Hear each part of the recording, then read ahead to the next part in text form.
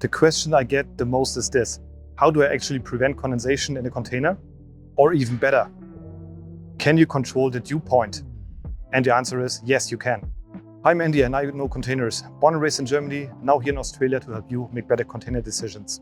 As a reference, I ran a field study here in Brisbane, and those measurements, outside temperatures, were often around 30 to 35 degrees during the day and dropped to roughly 20 degrees at night. That's all you need to create condensation. So the core principle: condensation always happens when the surface is colder than the dew point of the air. That's not a container theory, that's thermodynamics. In simple terms, condensation equals surface temperature below dew point. What is a dew point? Again, the dew point is not a fixed number, it depends on humidity. More moisture means higher dew point, less moisture means lower dew point. And that means surfaces don't have to cool much more before condensation starts. Most important sentence: if you want to prevent condensation, you only have two physical options: make the surface warmer or make the air drier. Everything else is just a variation of these two. Option 1, keep the surfaces warmer. If the roof or walls never drop below the dew point, condensation cannot form. That's it. How do you do that? Insulation, thermal stability, less nighttime cooling, lower day-night swing.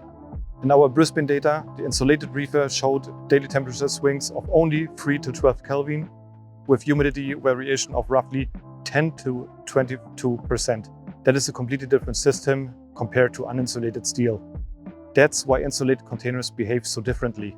So the short version: insulation is dew point protection.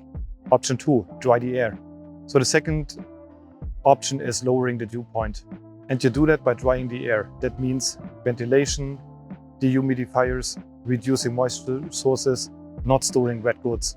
Simple rule: dry air means lower dew point. Now, very important point: more vents help, but they don't solve everything.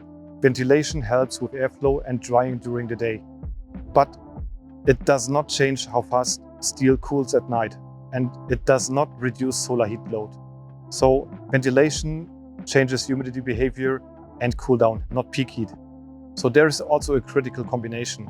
Condensation gets worse when these combine. Dark color, high heat load during the day, strong night cooling, high humidity, moist goods inside. And the same measurements, dark containers repeatedly reached 45 to 49 degrees on hot days. Combine that with humid nights and fast cooling steel and you have the perfect condensation scenario. That's when people say the container is a dripping cave. But it's just physics. So in general, you don't need extreme heat.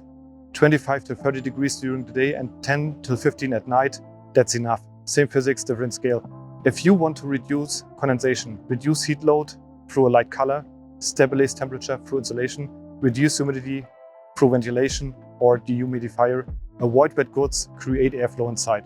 So the short version: keep surfaces warm or air dry. Best case both. Containers are not condensation traps.